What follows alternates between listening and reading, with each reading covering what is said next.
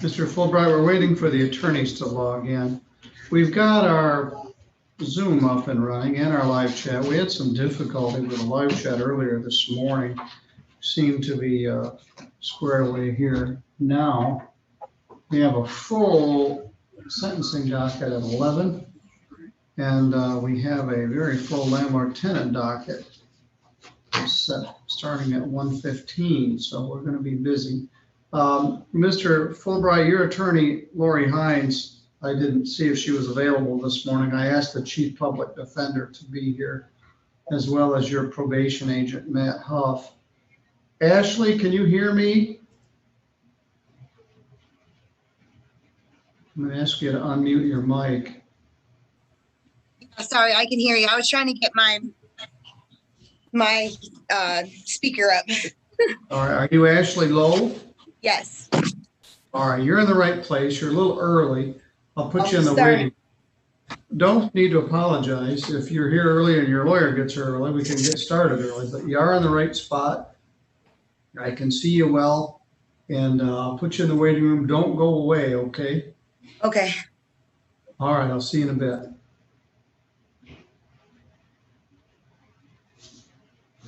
I don't mind when people log in early. I had several people this morning log in either on the wrong day or the wrong time, but we got them squared away.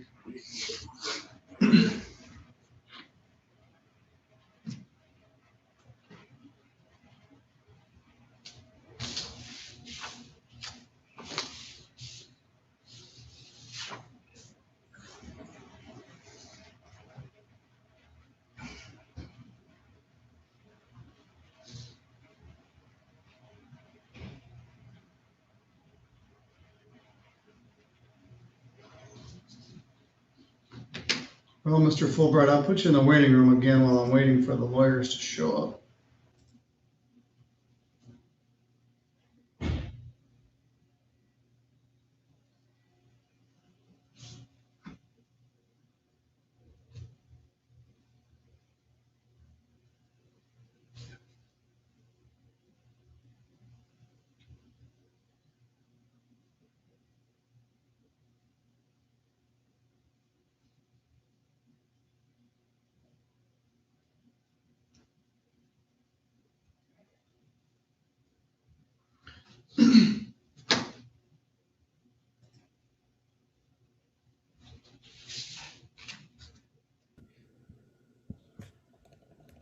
Morning, Judge.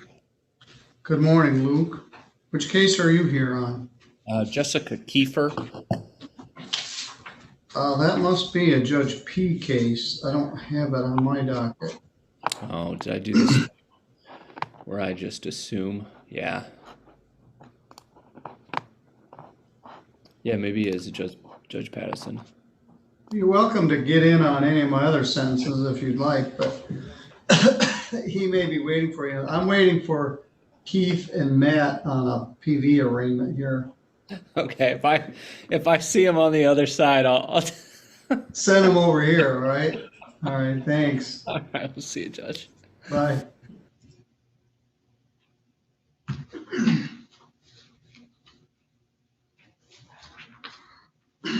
We have 1, 2, 3, 4, 5 things set at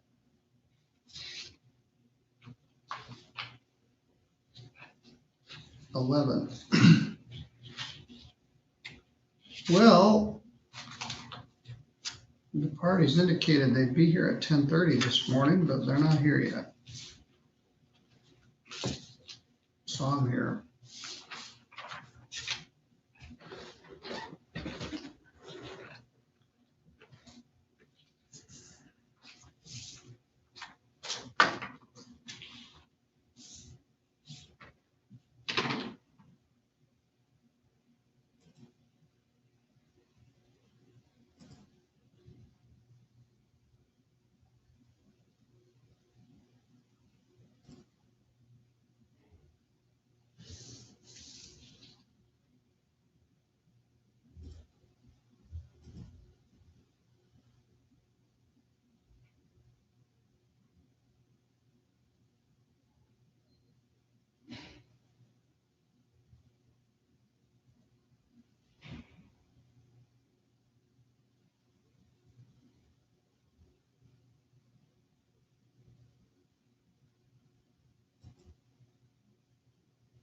All right, here's Mr. Stickley. And we'll bring in.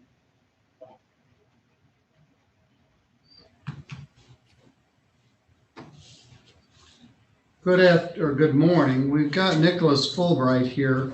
Mr. Stickley, thank you for logging in on this. Mr. Stickley is our Chief Public Defender. I expect your probation agent, Matt Huff, to be here in a moment. You've got a case you got picked up on apparently over the weekend, and you've got several other cases we're going to address. You were placed on probation on a charge of domestic assault and filed 20748. I gave you 13 days in jail, credit 3, and deferred 10 days. And you then fell off the map. Your probation agent, Matt Huff, is here.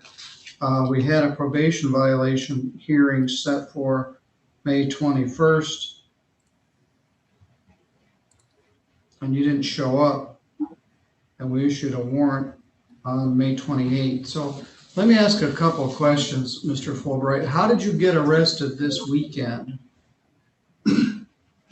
I was at a property where I park a lot of the tree equipment that I have, and that's located right behind the Walmart in Sturgis. Apparently there was a robbery that happened in Sturgis Walmart, and that suspect came in that direction. I had nothing to do with that. I think the police that talked to me and apprehended me quickly realized that, but given the case and the nature of my warrant, they took me in.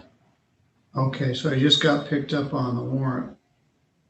What day was that? That was Saturday afternoon, Saturday evening, the 26th, I believe. All right, 6/26. Let's go back to, I don't know what your deal is. You just sort of disappeared. I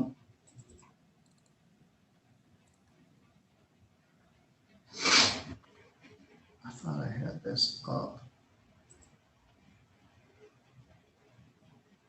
I don't.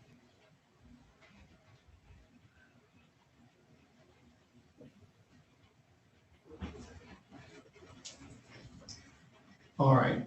You were set for a probation violation hearing for May 19th. I said May 21st. Apparently that wasn't accurate. Your probation officer, Matt Huff, says you violated your probation by failing to report. You were put on probation on March 15th of 2021 for 12 months under the domestic violence deferral, and then we never heard from you again. He alleges that you never made contact with the probation department despite numerous phone calls and a mailing notice. Matt says clearly he does not care about this probation and is unwilling to comply. So this is set for, we'll call this a probation violation arraignment. The allegation is that you have violated your probation by failing to report or do any of the things you were supposed to do as a condition of your probation. Your probation agent is recommending that I simply order the original 10 days jail that was deferred and revoke your probation. You also have a couple of other cases where you haven't done anything you were supposed to do either. In file 21-89OT, I believe that's a traffic matter. You were to pay $200 to do 3 days in jail by May 15th. You've already done 2 days in jail. And in file 2256SM, you were supposed to do 12 hours of community service and pay a $200 fine by May 20th or do 3 days in jail. You've also got a number of unpaid parking tickets with the city of Sturgis. Mr. Stickley, would you like an opportunity to discuss this with Mr. Fulbright? I would, Your Honor. Here's our options, Mr. Fulbright. You have a right to have a hearing on this probation violation. You have a right to have an attorney. And if we actually have a hearing, I would attempt to get your original attorney, Lori Hines, here to represent you in the probation violation hearing.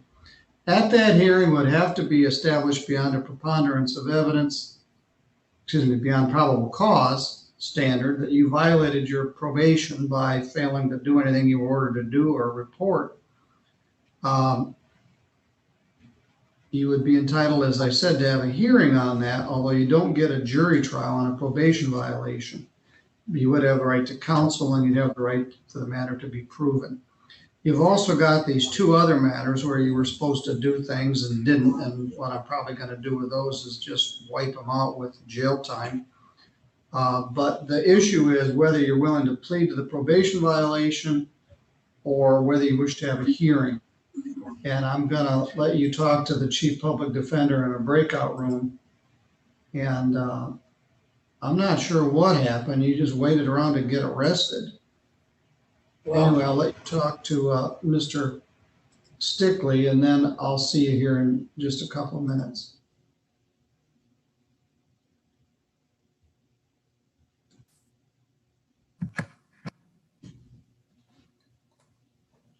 Matt, which cases do you have for 11?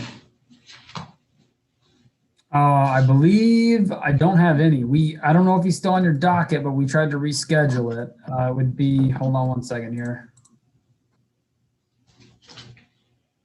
Daniel is low. Taylor is bottom. EB is bottom.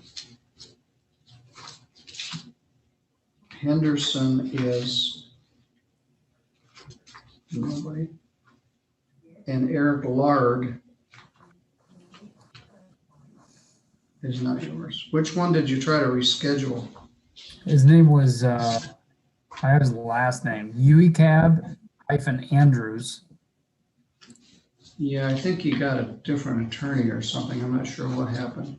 Okay, well, I tried to get a hold of him. Well, I got an email. I was going through my email because I was off last week, and I did get an email from Miss Halleck in concern for this case. Well, he's not on the docket for this morning, so they must have moved him. Well, I tried to get in touch with him, but I was off this week, so I didn't feel it was fair for me to only allow myself 1 week to meet with him. So I worked with the clerks to get it rescheduled. But you had a rainy week off. Well, not North Carolina. Oh, well, how's the weather in North Carolina? We had one day where it was rainy. The rest of it was, 75s up to 85, 90. Not too shabby. Sounds like it. I had a friend just visit from North Carolina for a couple of weeks. They come to Michigan to get away from the North Carolina heat, but Yeah. it's been hot enough here. All right, well, we'll see what this guy wants to do. I put him in at 10:30 rather than try to do him late this afternoon. I don't know what the other courts have going.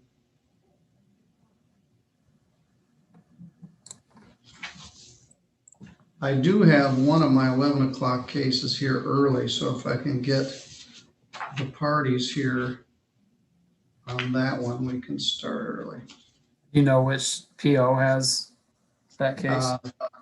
Daniel, Okay. you wrote I a can very let him know. good, lengthy PSI with a very difficult case. Our attorney is John Bush. Of course, I don't know how long this matter is going to take. This may take us a few minutes to resolve this. I had not heard about a robbery at Walmart. I don't know if that's accurate. Robbery is a relative term. It may be somebody shoplifted something and ran out the store. I don't know. Hmm.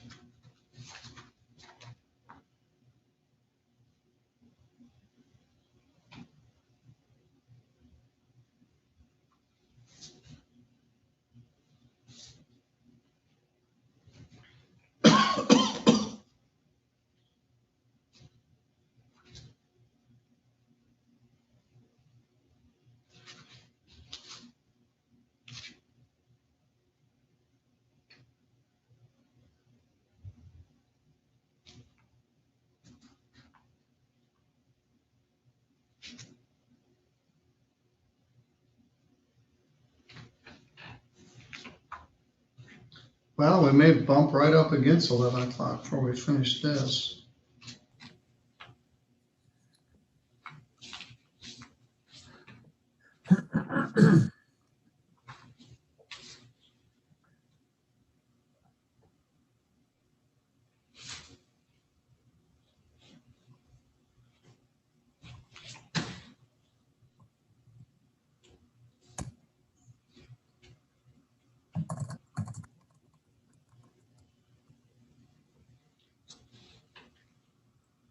I'll bring her back in.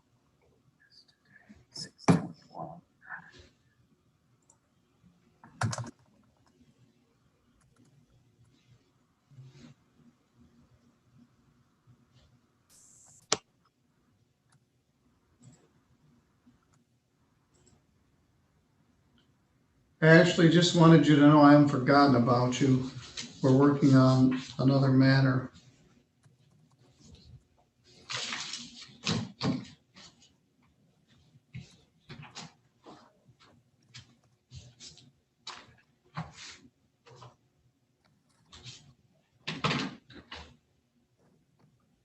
I have to wait 35 seconds to close that room down.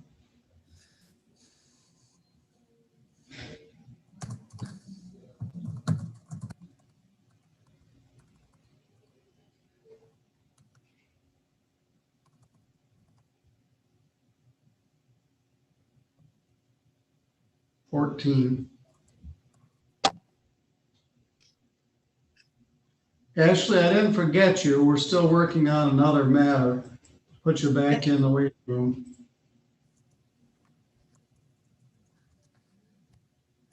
All right. We're still on the record in the matter of People versus Nicholas Charles Fulbright, file 20748. Mr. Stickley, after talking to the defendant regarding the probation violation allegation, what's his desire? Your Honor, after discussing the matter with Mr. Fulbright wishes to take full responsibility for the violation, and we'll probably both address the court regarding it. All right.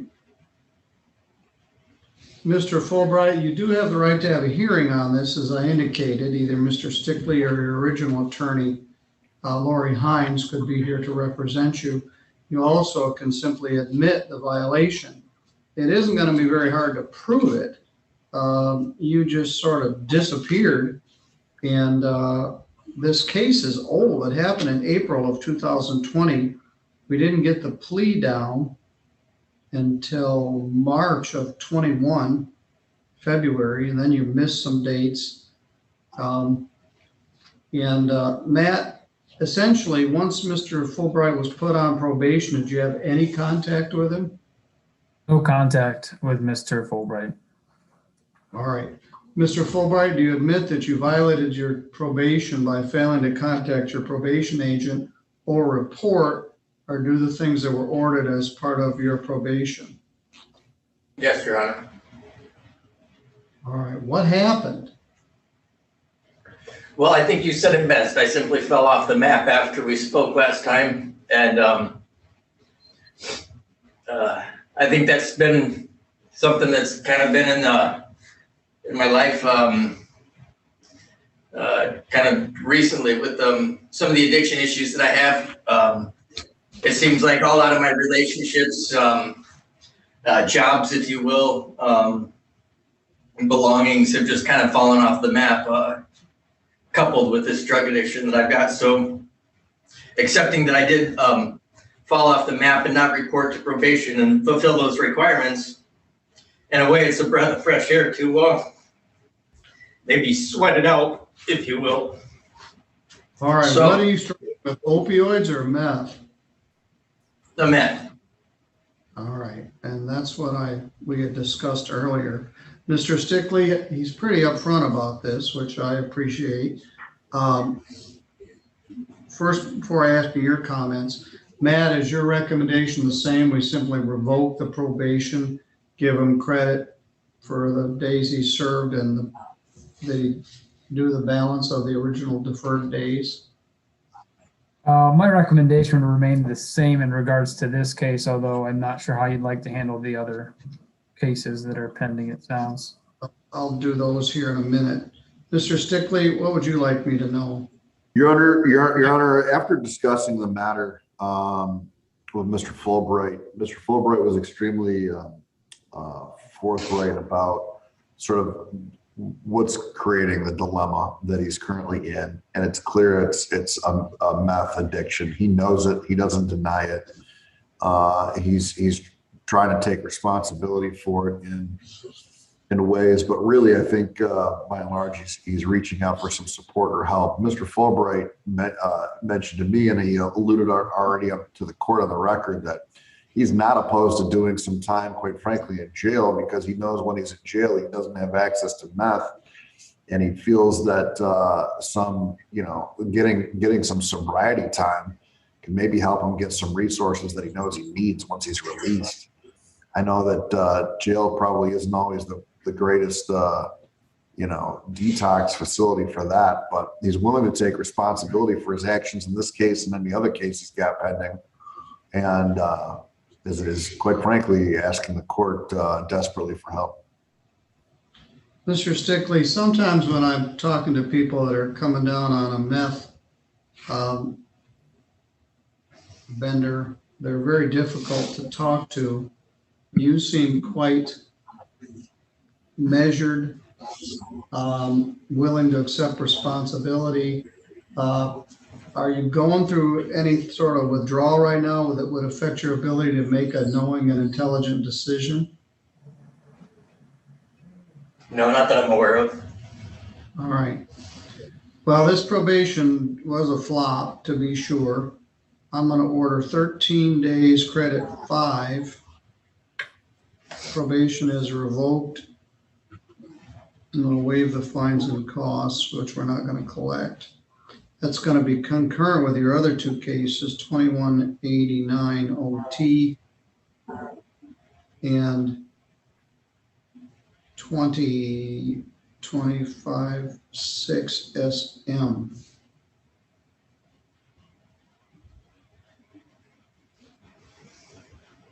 You're right. You need some time to detox.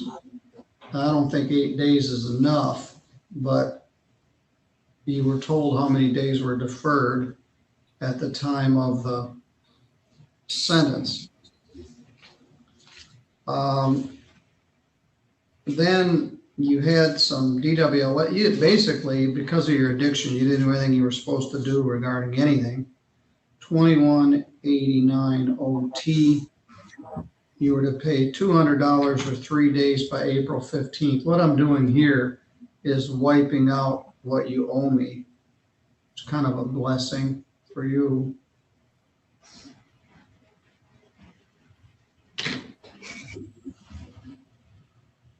That one is 89.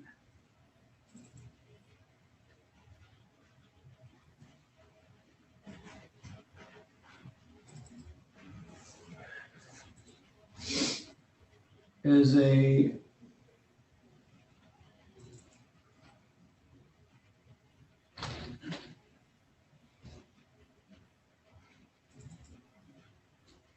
DWLS.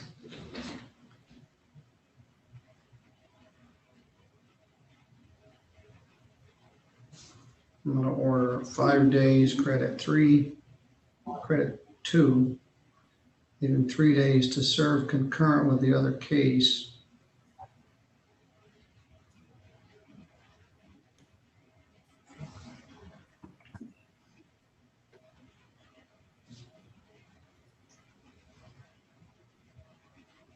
I was sort of unrealistic in my expectations, frankly, Mr. Fulbright. I kept doing this stuff to give you an opportunity to get things squared away. But because of your meth addiction, I was really setting you up for failure. And I don't know what to say about that. In 20-256 SM, you failed to do your community service or pay fines and costs.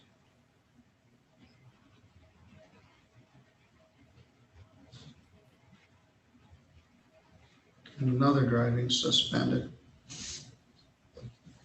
I'm going to order the same thing.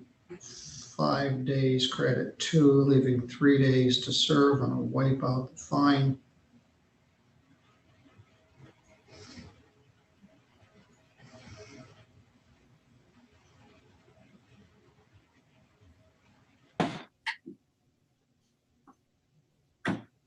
Essentially, you're going to be in jail for about 8 more days, which probably isn't enough. But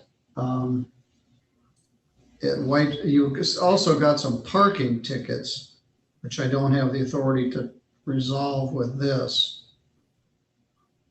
You're off probation. Your probation is revoked. I've given you jail time in lieu of fines and costs for your other cases. And you get a little clean time under your belt. So I hope that works out for you. All right, Mr. Fulbright, you're good to go. Hopefully I won't see you again, at least through the summer. Best of luck. All right. Thank you. All right, Ms. Davis has joined us. Thank you, Keith, for helping me with that. You're welcome. All set, Judge? Yes, thanks. Thanks, Your Honor. Thank you, Matt. Good morning, Deborah. Hello, Judge. We have Galaxy A10's ceiling. All right.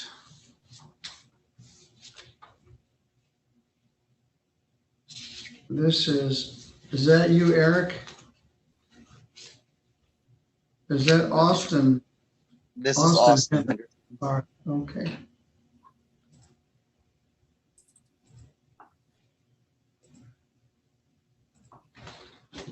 Good morning, Tim. Good morning. All right, Mr. George has joined us.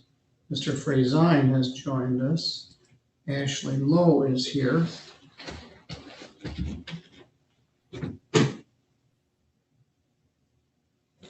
We can go right into Mr. Henderson. We're a little early. Here's Jennifer Galaxy.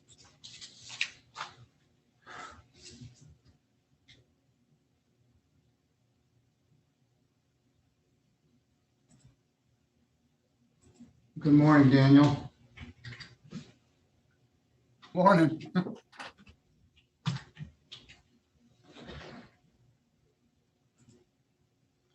All right, we may have some other people joining us. We have Jennifer Taylor, Ashley Lowe. I don't expect Austin Eby to connect, and we may not see Eric Lard, but we do have Austin Henderson, Deborah Davis, and Tim George, so we can start with that case. This is a domestic assault case. Defendant is accused of and pled guilty to assaulting his mother in an altercation in the kitchen that also involved his girlfriend.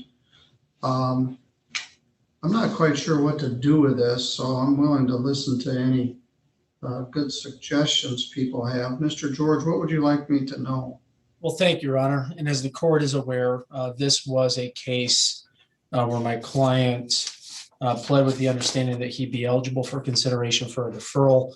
My understanding in conversations with the prosecutor is that he is eligible for that. I think in reviewing the documents as well as the police report, in the scale of domestic violence cases that we see, this obviously wasn't the most egregious situation. Obviously, it fits the elements of a domestic violence, but I think that might be just about where we got. So, my client has indicated a willingness to participate in any type of probation or programming that this court would sentence him to as part of a domestic violence deferral probation. I think that based under the circumstances and his lack of criminal history, a 1-year probation with no upfront jail and an anger management would be appropriate. My client does live in Indiana, is living in Garrett, Indiana at this time with his girlfriend, doesn't have any minor children, is starting a job in Fort Wayne tomorrow. But I'm not sure what the court's position is on any type of anger management class. I don't know if those are still online or if those could be done closer to his Well, home. they're going to be done virtually, or he could do it in Indiana if we do. This was a expected deferral case. We did get a victim impact statement back from the defendant's mother, who wanted anger management and perhaps AA. But Ms. Davis, do you have any additional information or victim input? No, we have not heard from her since beginning of May, it looks like, and we did review the victim impact statement. You know, part of the issue here, just from the factual basis and kind of reading in between the lines and the police report, it sounds like the victim maybe has some substance abuse issues herself, which significantly contributed to this incident. And I mean, it seems from the victim impact statement, she has more of an issue with the landlord-tenant problem and wanting her son and more so his son's girlfriend out of her house. So I think this was a very unfortunate situation. I hope that Mr. Henderson is able to complete the DV deferral. I think the shorter anger management class would be appropriate, and probably a 1-year probation that he could get done in 6 months, assuming everything goes well. But I don't foresee any need for jail time up front or anything like that. So thank you, Your Honor. All right, Mr. Henderson, I'll give you the last word. Is there anything else you wish to say? No, Your Honor. All right. Both attorneys sort of hit the nail on the head. There were substance abuse issues, I think fentanyl, some other things, and the discord of you all being in the same house together. I don't make the charges, I just make the sentence. And I think that you should be entitled to a deferral. I'm going to order 10 days jail credit 1. Of the 10 days, 9 are deferred for your participation with the probation hearing. The fine is 0. There's a $75 crime victims' rights fee and a $50 state minimum fee, a $150 attorney fee, and you to pay for the class. The class can be done either virtually here in Michigan. We have a good resource right now. We lost our longtime anger management instructor, Matt Pellerito, who had just done an outstanding job for 20 years. And so we've been using KPEP in Kalamazoo and some other online options. There may also be options in Allen County or where you're living in Indiana. Probation oversight is $480. It could be reduced by half if you can complete this probation in 6 months. So let's add this up. 75 plus 50 plus 150 attorney fee plus 480 probation oversight fee is 755. I don't believe I have any bond.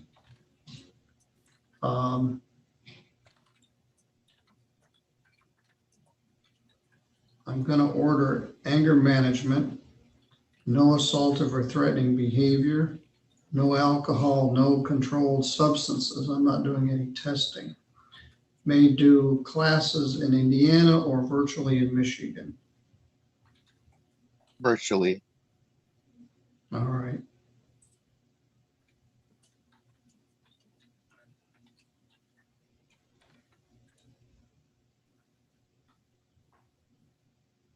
Mr. George, would you email us the defendant's current contact information so I can share that with the probation department? Yes, Your Honor. All right, Austin, you took responsibility for this. You certainly have a different view of it than the complainant. but you did take responsibility and agree to do the deferral. If you complete this anger management program, the charge will be taken off your record. There'll be no public record of conviction, so it won't affect your employment issues or the ability to own or use a firearm. So my hope is you hold up your end of the deal and we make this charge non-public. All right, Yes. probation will be contacting you shortly. Okay, All thank you right. so much. All right, thank you. Have a good day. Thank you. Now, I've got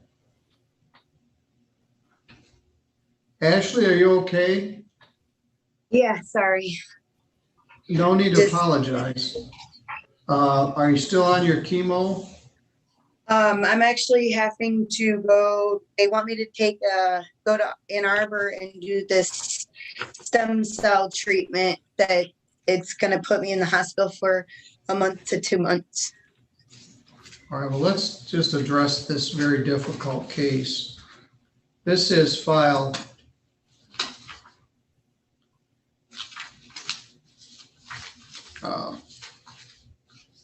let me get to the face page 21760 FY. Possession of methamphetamine was reduced to attempting to maintain a drug house. Daniel, I want to commend you. You went above and beyond on this pre-sentence report.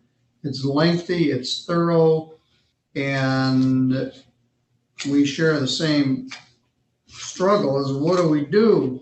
But I thought you did an excellent report here. I read it on Friday and I read it again this morning. So we'll start with you, Mr. Bush. You guys have also had an opportunity to read Daniel's report. What would you like me to know? First, I appreciate it getting it early. I had the opportunity to forward it to my client. That makes for a better situation when we've all had a chance to read. It was well done. There were lots of issues. From my dealings with Ashley, I think she made some poor decisions about who she let into her home, under what conditions and why they were there. Ashley has lots of issues that's why we have a 4 or 5 page report. I think the recommendation makes a lot of sense. Ashley needs to focus on her life right now and her medical treatment and care. I think it's reasonable and justice would merits the deferral at this point. She's going to be on probation. She's going to be ordered to do services. I would ask the court to follow the recommendation. Deborah, what's your thought? Well, this is a complicated one. I guess I didn't gather from the report whether Dan was able to confirm the medical treatment and that sort of thing that's going on here, which seems to be the only reason that we're not saying to put her in jail. The fact that there continues to be methamphetamine use, when at the beginning of this, she claimed that she had just found the methamphetamine, that sort of thing.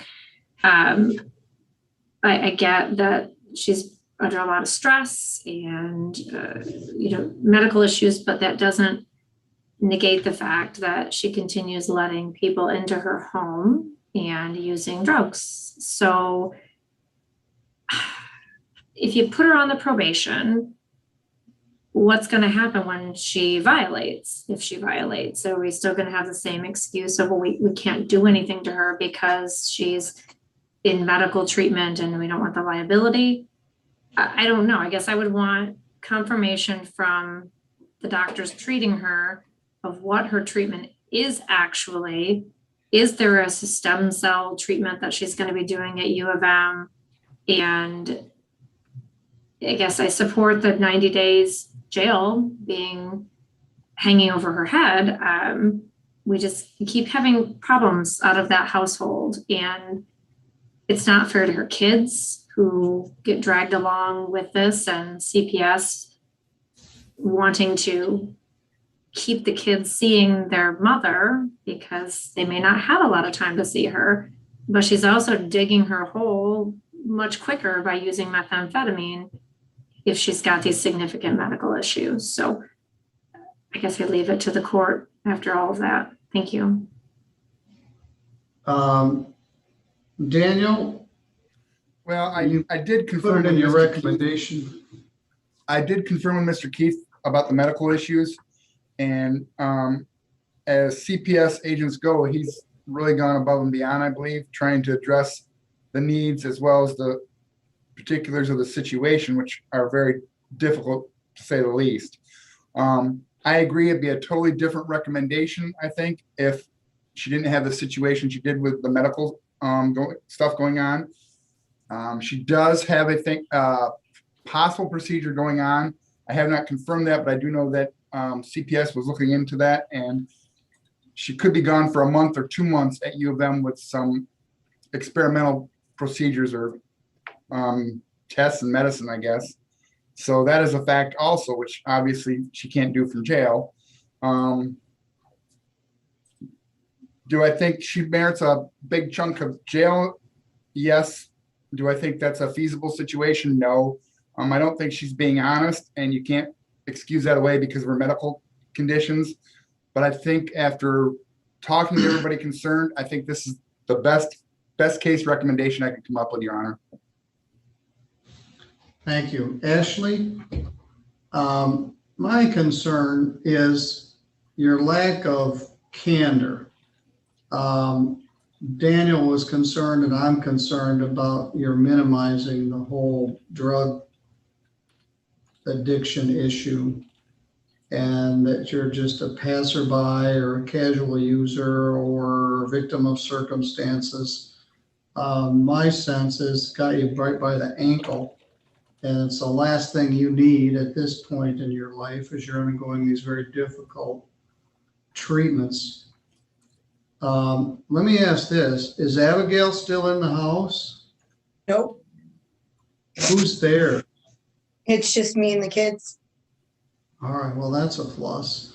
What do you want to tell me? Well, I mean, I'm not lying about my treatments. No, I don't believe that you are. I accept it as you've stated. I mean, if it was my choice, I'd be working. I don't, like, this is a scary treatment. Yeah. Like, I might not come back. It's not like something I'm making up. No, I believe you. You have a terminal illness, and I guess we all have a limited amount of time on this earth, but the time you've got left needs to be spent with your kids. And I'm happy you're trying to do that. Now, you seem good this morning. You're sad, which I would be too. You've got a lot of negatives. I'm But you nauseous see- every day, but I'm trying to have a positive attitude Well, you because that's seem what the clear-headed. doctors keep telling me.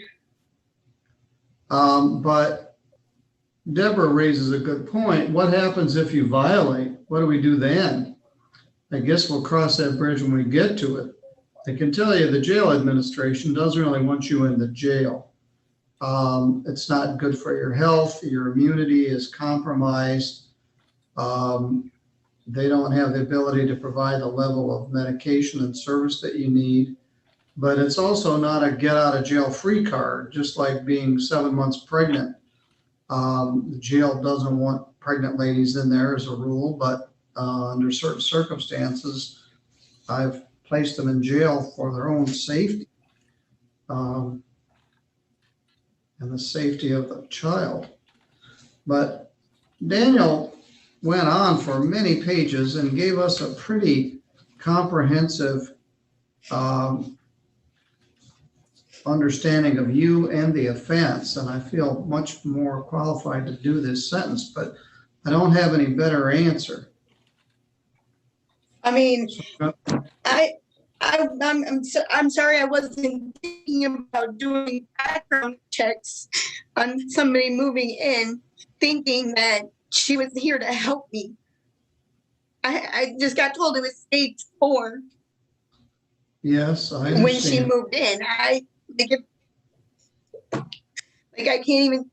don't even know what to say to that. Like, that All right. just wasn't in my mind. I wasn't thinking like that.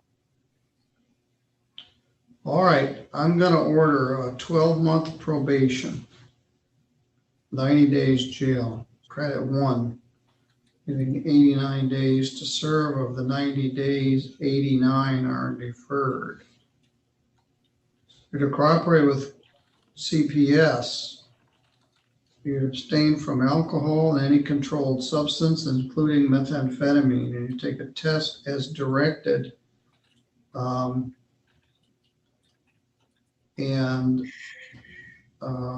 So what am I gonna do when I'm out of commission for 2 months and I go into the ICU and I can't have any contact with anybody? I'm gonna get violated? No. We're gonna let you comply with all your medical treatment. I mean, I thought Don and John got my medical papers from my doctors. We did, but I'm not gonna just pat you on the head and say, go, I'm gonna try to keep it on you. I'm just trying to keep out of trouble. That's what I want. I want you to stay out of trouble. I'm not gonna punish you for complying with your medical treatment. This is serious stuff, and it's experimental and stem cell. It could reverse this. It could save your life. And I'm certainly not gonna prohibit you from doing that. But Your Honor?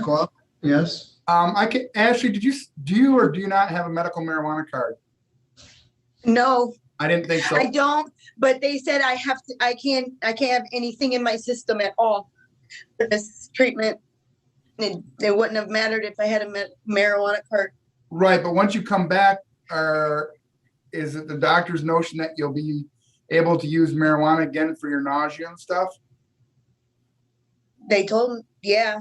I mean, he recommended it at the beginning. I just wanted to bring that up because a lot of times we preclude that. I wanted the judge. Well, she's the quintessential case of why someone would need medical marijuana as opposed to someone who told her it once. Medical marijuana was passed for people like her. Of course, now marijuana is legal for anyone over the age of 21 for recreational purposes. We still prohibit it at probation, except for medical exceptions, and I certainly think there would be one here.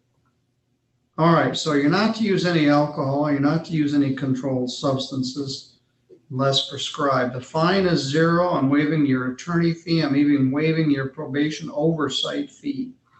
I'm allowing the minimum amount of $125. That's due in 6 months. You're not to use any drugs. Take a test as directed, cooperate with CPS, and sign a medical release. I'm not going to prohibit you from doing any of your treatments, Ashley. I'm hopeful that they can provide some at least help or relief. I really do hope so. All right. Daniel will be contacting you regarding the probation. Do you have any questions? All the best to you, Ashley.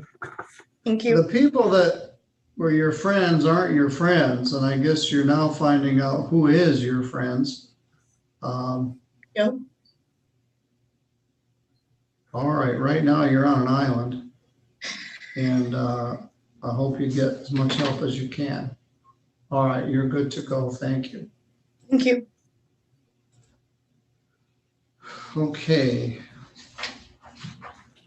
We've got 2 more cases set. We've got Jennifer Taylor here, and Autumn Kiefer is with us.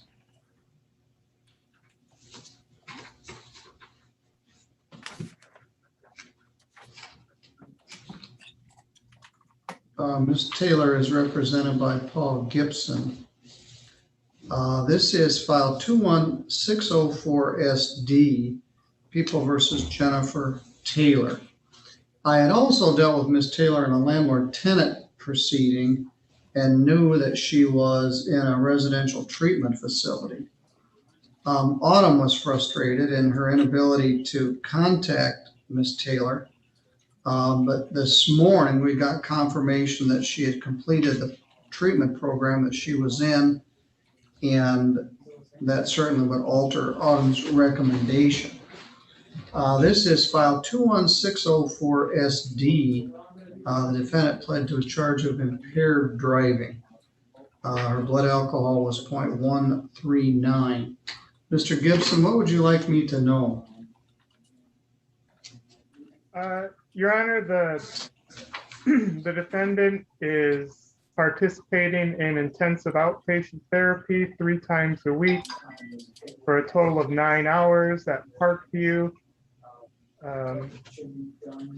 which consists of 20 sessions to complete the course. She's attending 5 12-step meetings a week. She has found a recovery coach with the Heart team in Fort Wayne.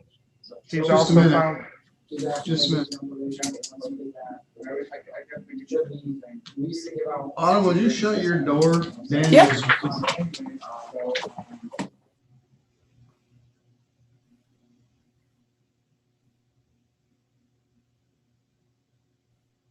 Thank you. All right, go ahead.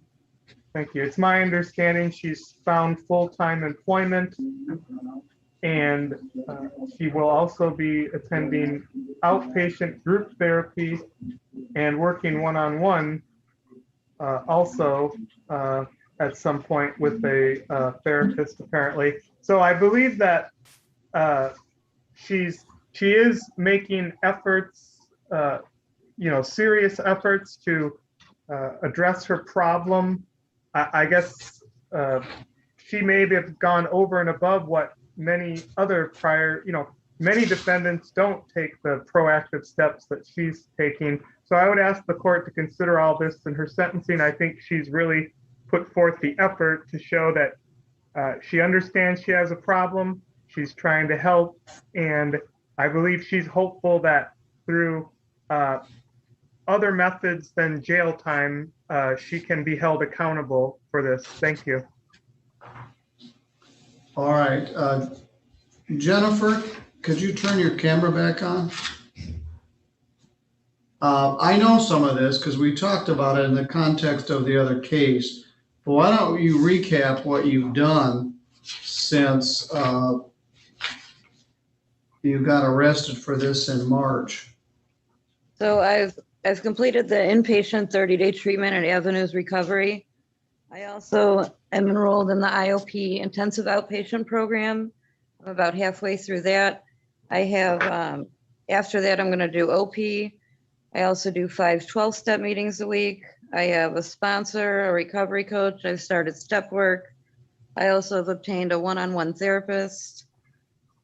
I live in a sober living home for women in the Fort Wayne area.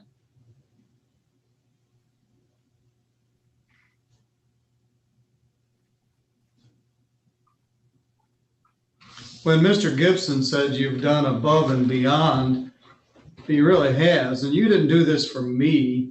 You did this for you. You got sick and tired of being sick and tired, and you made some dramatic decisions to change your life. And you're not just dabbling in this, you've jumped in with both feet. And there's certainly no reason for me to put you on probation. Deborah, anything to add? I mean, I don't want to be the, rainy day here, but none of it has been confirmed from what I received. And it was pretty clear on the 9th of June when she entered her plea that she was to sign releases so we can get proof of everything. And Autumn was going to do a PSI, and I saw Autumn's PSI, and it looks like she couldn't contact Jennifer, which is kind of strange because she's supposedly doing all of these wonderful things. So I'm a little frustrated that she completely ignored Autumn and wasn't able to have anybody independently confirm all of these things that she's doing. That's kind of where I'm at, I guess. And maybe I want to hear from Autumn and maybe Ms. Taylor to explain why she didn't cooperate with the PSI.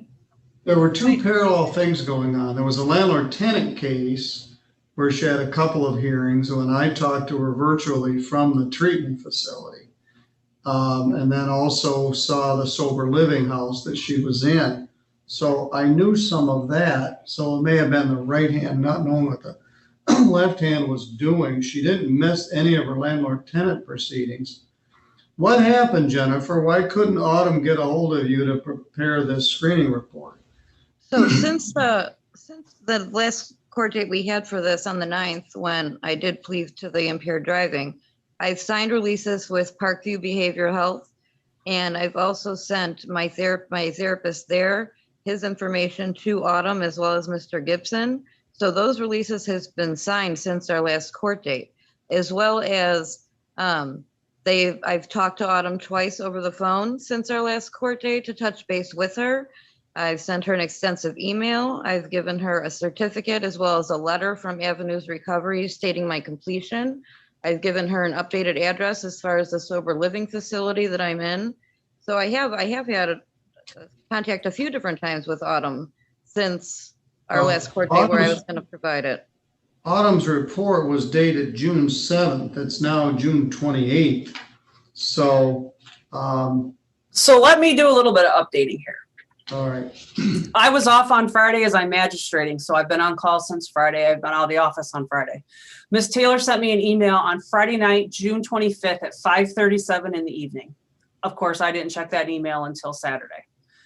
In that email was attached, which I have forwarded now to Ms. Davis, was a certificate completion of her inpatient rehab on May 20th, and also a letter from a Terry Haywood from Avenues. It's dated May 20th. States that he is her case manager in the program. She was admitted to residential program on April 21st. Stated she met all the criteria, which she was discharged on May 20th. Says she completed the Avenues Recovery Centers program throughout the 30 days with them. I have an email. That same email states that she signed releases. Those are the only two documents I have received at all. And those were from Ms. Taylor. I have not had any correspondence with anyone else directly from Parkview Behavioral Health, where she reiterates what she just addressed to the court. She's on evening IOP therapy Tuesday, Wednesday, Thursday evenings, total of 9 hours a week, says total of 20 sessions completed. Says she's a recovery coach through the Heart Team in Fort Wayne, 5 NA meetings weekly while completing full-time employment. States that once her IOP is completed, she plans to work as an individual with a one-on-one therapist with addiction and trauma. She's attending outpatient after the completion of IOP.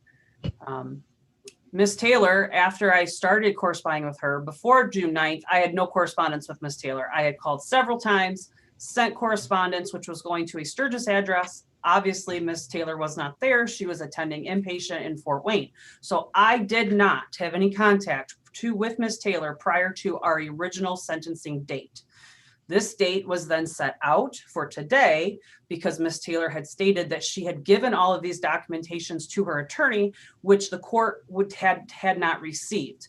Judge is correct. Ms. Taylor was attending a civil matter. I had no idea. I didn't know where Ms. Taylor was. I did my recommendation initially off of what I knew, which was absolutely nothing. After talking with Ms. Taylor since our previous court appearance, Ms. Taylor's significant other is also on probation with me, and she is also now dealing with his recovery and helping him in inpatient treatment as well. So I have had several conversations with Ms. Taylor, not necessarily with her per se, but with her significant other and his progress as she's been keeping me updated. And then along those lines, she also kind of interjects and says, okay, well, this is what I'm doing as well. So since June 9th, and since about 2 weeks ago, I have most definitely had a bunch of contact with Ms. Taylor. Like I said, not necessarily her case alone, but also with her significant others as well. So I apologize, Ms. Davis, as I didn't get that information until this weekend, and I have been doing my other duties all morning. I did talk with the judge this morning, and he asked about my recommendation. Obviously, my recommendation would change since, yes, I do have confirmation that there was a 30-day program completed, that Ms. Taylor is continuing to be in Fort Wayne. She is involved in all of these things with that outpatient and that recovery program. I would recommend that maybe a 6-month probation, short term, to make sure that she completes the program. She's not going to be able to test up here. However, if I need her to test in Fort Wayne, I do have locations in that area that she can test. Like I said, she is now, I have her email, she has my number. We are keeping better contact as of now. So I would think at this point, put some jail time over her head, complete the programming as she needs to, as they have required her down there. 6 months probation, then we're off of her back. Thank you. Thank you. Well, this is a first offense impaired driving is what it really is. And as Mr. Gibson indicated, she's done more than anybody I could think of in the last several years on a first offense impaired driving. And as I said, she's doing this for her. She's not doing it for me. I'm just going to order 1 day credit 1 day. I'm not going to try to manage a probation from here while she's in treatment in Fort Wayne. She's already done 30 days inpatient, gave up her apartment, left her job, moved away, tried to change her life. So I'm going to do a $300 normal fine for impaired driving, $75 crime victims' rights fee, $50 state minimum fee. I'm going to waive the screening fee. I am going to order the attorney fee. And there's no probation oversight fee. There was $200 reimbursement to the sheriff's department. Drinking driving is an expensive proposition, whether you go to treatment or not. $300, $75 crime victims' rights fee, $50 state minimum fee, $150 attorney fee, and $200 reimbursement to the sheriff's department. That's $775. I do not have any bond money. I'm going to give you until the end of the year to pay this, December 31, to get through with your treatment. Now, you did indicate you were employed, or your lawyer did. Where's your new job? Factory work in Fort Wayne. I was going into pharmacy, but one of the consequences of the addiction and the lifestyle I lived, it was a 16-year background check. So it is something that's 12 years old that I would have to, I'm going to have expunged or sealed and go through that process. But that's just a consequence that I have to accept with living in the midst of addiction. So I went into factory work instead. You're also to keep us apprised of any change in your circumstance or address. I'm not doing a probation, but Autumn has your contact information. You're going to have to pay this by the end of the year. We can even give an extension if needed, but you're doing everything I would order you to do, and I want you to continue to do that. All right. You're free to go. All right, thank you, Your Honor. All right, we have a couple of non-appearing defendants. I expected perhaps one of them to appear and one of them to not. Austin D. Eby, Autumn has attempted multiple attempts to contact that defendant. He's represented by attorney John Bush on a methamphetamine charge. He has failed to appear and we can't find him. John, have you had any contact from this defendant? I have not. I sent him correspondence, probably to the address that the report indicated where this mail was going. And its mail has not been returned. I have not heard from him since we were in court for the plea on the 25th of May.